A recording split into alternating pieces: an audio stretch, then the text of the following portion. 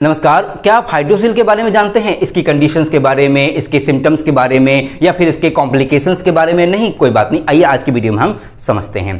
अगर मैं बात करूं हाइड्रोसिल के बारे में तो ये पूरी तरह से मेल रिप्रोडक्टिव सिस्टम या फिर मेल जेनिटल पार्ट में होने वाली समस्या है। जैसा कि आपको यहाँ पे दिख पा रहा है, यहाँ पे इस स्ट्रक्चर में यहाँ पे मैंने मेल जेनिटल पार्ट का स्ट्रक्चर बनाया हुआ है, जिसमें दो चीजें बहुत ज्यादा इंपॉर्टेंट होती हैं। पहला होता है पेनिस, दूसरा होता है स्क्रोटम। पेनिस के बारे में आप सभी को पता है। स्क्रोटम एक ऐसी आकृति होती है जो मेल जेनिटल पार्ट में या मेल रिप्रोडक्टिव सिस्टम में बहुत बड़ा रोल प्ले करती है। वो इस वजह से क्योंकि इसी के अंदर उपस्थित होते हैं टेस्टिस। ठीक है, इसके अंदर क्या उपस्थित होते हैं? टेस्टिस। और यही टेस्टिस स्पर्म का निर्माण करते हैं, जिस वजह से रिप्रोडक्शन की क्रिया जो है ठीक ढंग से संपन्न हो पाती है। बेसिकली होता क्या है कि ये जो स्क्रोटम दिख रहा है, ये टेस्टिस के बाहर का जो एरिया है, इसी में स्क्रोटम के अंदर कुछ लिक्विडी सब्सटेंस या फिर द्रव पदार्थ इसके अंदर आ जाता है और इसकी जो साइज यानी कि स्क्रोटम की जो साइज है वो कहीं ना कहीं बढ़ जाती है। इसी को बोलते हैं हम हाइड्रोसिल। अब बात आती है कि हाइड्रोसिल होता किसको है। अगर मैं बात करूं हाइड्रोसिल के बारे में तो हाइड्रोसिल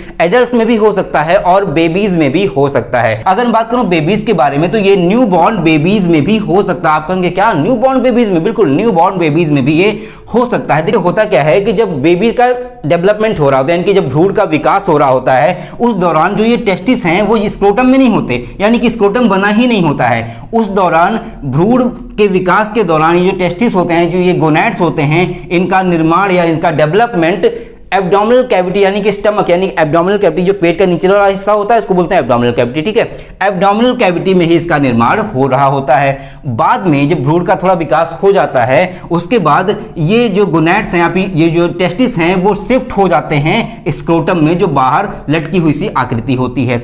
उसी दौरान इसके अंदर कुछ फ्लूइड आ जाता है इसके प्रोटेक्शन के लिए। ठीक, जब बच्चा पैदा होता है तो ये फ्लूइड अंदर एब्जॉर्ब हो चुका है, यानी कि एब्डोमिनल कैविटी में एब्जॉर्ब हो चुका होता है। कुछ कंडीशंस में बच्चे के अंदर से यानी कि बच्चे के स्क्रोटम में से ये फ्लूइड एब्जॉर्ब नहीं हो पाता है एब्डोमिनल कैविटी में, जिस वजह से जब बच्चा पैदा होता है तो जो उसका स्क्रोटम होता है वो थोड़ा सा स्वेलअप होता है, तो थोड़ा सा फूला होता है, या कह सकते हैं कि थोड़े बड़े साइज में होता है। ठीक है, तो आगे चल करके जब ये बच्चा धीरे धीरे जब बड़ा होता है, विद इन 1 ईयर या फिर 1 साल के अंदर अंदर ये स्क्रोटम के अंदर से पूरी तरह से द्रव अंदर एब्जॉर्ब यानी कि एब्डोमिनल कैविटी में एब्जॉर्ब हो जाता है और ये पूरी तरह से नॉर्मल कंडीशन में आ जाता है। अब बात आती है कि बुजुर्गों में या फिर एडल्ट्स में या फिर मैन के अंदर ये समस्या किस तरह से होती है। देखिए होता क्या है कि स्क्रोटम के अंदर टेस्टिस होते हैं। ठीक है, अगर किसी वजह से स्क्रोटम के पिछले हिस्से पे, बेसिकली ये जो हिस्सा होता है वो हिस्सा इसलिए क्योंकि यहाँ पे एक स्ट्रक्चर लगा होता है, इसको बोलते हैं एपिडिडाइमिस। ठीक है,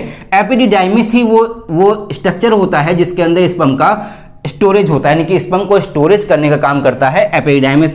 एपिडाइमिस में किसी वजह से चोट लग जाए, जैसे आपने कभी ज़्यादा मूवीज वगैरह में देखा होगा, जो हीरो होता है वो विलन के ऐसे बीच में प्राइवेट पार्ट उसके मार देता है, या मान लीजिए साइकिलिंग कर रहे हैं या फिर दौड़ रहे हैं या मान लीजिए कोई गेम खेल रहे हैं, इस दौरान अगर बचपन में कभी आपके स्क्रोटम पे बहुत तेज चोट लग जाती है और ये चोट इस टेस्टिस पे हो जाती है, तो आगे चल करके यही हाइड्रोसिल में डेवलप हो जाता है। वो इस वजह से क्योंकि यहाँ पे जब चोट लग जाती है तो बॉडी का मैकेनिज्म ऐसा होता है कि हर एक पार्ट को, यानी कि हमारे हर एक ऑर्गन को प्रोटेक्शन देने की कोशिश करता है। इस वजह से जो कि चूंकि यहाँ पे कुछ हार्म पहुंचा हुआ है या फिर यहाँ की जो सेल्स हैं कुछ रप्चर्ड हो गई हैं, या यूं कह लें कि इनकी जो सेल्स हैं यहाँ की कुछ सेल्स डेड हो गई हैं, जिस वजह से इसके प्रोटेक्शन के लिए यहाँ पे कुछ लिक्विडी सब्सटेंस इकट्ठा हो जाएंगे, वही आगे चल करके हाइड्रोसिल का रूप ले लेते हैं। अब बात आती है कि हाइड्रोसिल अगर हो जाए तो किस सिचुएशन में या किस कंडीशन पे हमें डॉक्टर से कंसल्ट करना चाहिए। अगर मैं बात करूं डॉक्टर से कंसल्टेशन की या फिर कंसल्ट करने की बात की, या फिर हम कहें कि अगर डॉक्टर को कब दिखाना चाहिए, तो ऐसी सिचुएशन में पहले हम बात कर लेते हैं बेबीज के बारे में। बेबीज में जैसा कि मैंने आपको बताया कि जो न्यूबॉर्न बेबीज होते हैं उनके अंदर 1 साल के अंदर अंदर पूरी तरह से स्क्रोटम जो है इस द्रव से खाली हो जाता है, लेकिन किसी वजह से, किसी कॉम्प्लिकेशन की वजह से, किसी समस्या की वजह से वो स्क्रोटम अगर खाली नहीं हो पाता और वो स्वेलअप होता जा रहा है, यानी कि इसकी साइज जो है वो बढ़ती जा रही है, तो ऐसी कंडीशन में यानी कि 1 साल के बाद 1 साल तक आप वेट कर सकते हैं, 1 साल के अंदर अंदर वो पूरी तरह से सूख जाएगा। अगर 1 साल के अंदर नहीं सूखता है तो ऐसी कंडीशन में आप इसको डॉक्टर को जाकर के दिखा सकते हैं। अब आती है एडल्ट्स के अंदर। तो मैं पहले आपको बता दूं कि जो हाइड्रोसिल की कंडीशन होती है वो पूरी तरह से पेन फ्री प्रोसेस, यानी कि इसके अंदर पेन बिल्कुल भी नहीं होता है। ऐसी कोई समस्या नहीं होती कि आपको बहुत ज़्यादा दर्द होगा या आपको बहुत ज़्यादा तकलीफ होगी। हाँ, ये है कि चूंकि इसके अंदर द्रव भर चुका है, यानी कि जो स्क्रोटम है उसके अंदर द्रव भर चुका है, इस वजह से इसकी जो साइज है वो बढ़ जाएगी। यानी कि जब आप पैंट पहनेंगे या जब कपड़े आप पहनेंगे उस कंडीशन में आपको थोड़ी सी इरिटेशन सी हो सकती है, थोड़ा हैवीनेस फील हो सकता है। तो एडल्ट्स में अगर मैं बात करूं तो एडल्ट्स में जब इसकी साइज बहुत ज़्यादा बढ़ती जा रही है, ठीक है, थोड़ी सी एक नॉर्मल साइज है तो आपको घबराने की कोई जरूरत नहीं, वो धीरे धीरे ठीक हो जाएगा। अगर ऐसी कंडीशन बनती है कि इसकी साइज ठीक नहीं, कम नहीं हो रही है या ये ठीक नहीं हो रहा और ये इसकी साइज ऐसे करके ये बढ़ती जा रही है, ठीक है, मान लीजिए इतनी बड़ी हो गई या और बड़ी हो गई, कुछ लोगों में कभी कदा ये बहुत बड़ी साइज, मतलब इतनी बड़ी बड़ी साइज के स्क्रोटम हो जाते हैं। ऐसी कंडीशन में आप जाकर के डॉक्टर से कंसल्ट कर सकते हैं और इसका इलाज करवा सकते हैं। इसके इलाज के तौर पे क्या होता है कि यहाँ पे भाई एक ऑपरेशन होता है, छोटा सा एक सर्जरी होती है, इसके थ्रू यहाँ का जो द्रव है उसको बाहर निकाल लिया जाता है और आराम से ये ठीक हो जाता है। अब बात आती है कि इसके कॉम्प्लिकेशंस क्या क्या हो सकते हैं, इसकी वजह से क्या समस्याएं हो सकती हैं। ठीक है, जैसा कि मैंने आपको बताया कि पूरी तरह से पेन फ्री प्रोसेस होता है, इसकी वजह से कोई घबराने वाली समस्या नहीं है कि आपको कोई बहुत ज़्यादा दिक्कत हो जाएगी। लेकिन ये है कि अगर हाइड्रोसील की कंडीशन बहुत दिनों तक आपके स्क्रोटम में रह जाती है, उस वजह से ये जो टेस्टिस है वहां पे इन्फेक्शन होने का खतरा रहता है। होता क्या है कि जब यहाँ पे द्रव भर जाएगा तो यहाँ का जो ये बाहर का जो आउटर सरफेस है, जो ये स्क्रोटम है, इसकी लेयर पे प्रेशर पड़ेगा और ये प्रेशर अंदर भी अप्लाई होगा, ये जो टेस्टिस है इसके ऊपर भी प्रेशर पड़ेगा।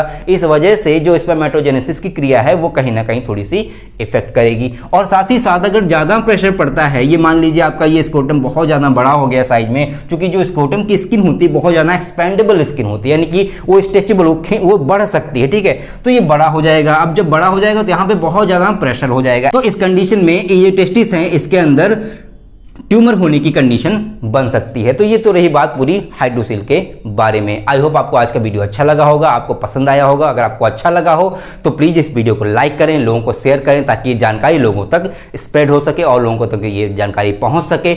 और साथ ही साथ अगर आप चैनल पर नए हैं तो प्लीज इस चैनल को सब्सक्राइब कर लें, ताकि ऐसी इंटरेस्टिंग वीडियोज आपको लगातार मिलती रहें।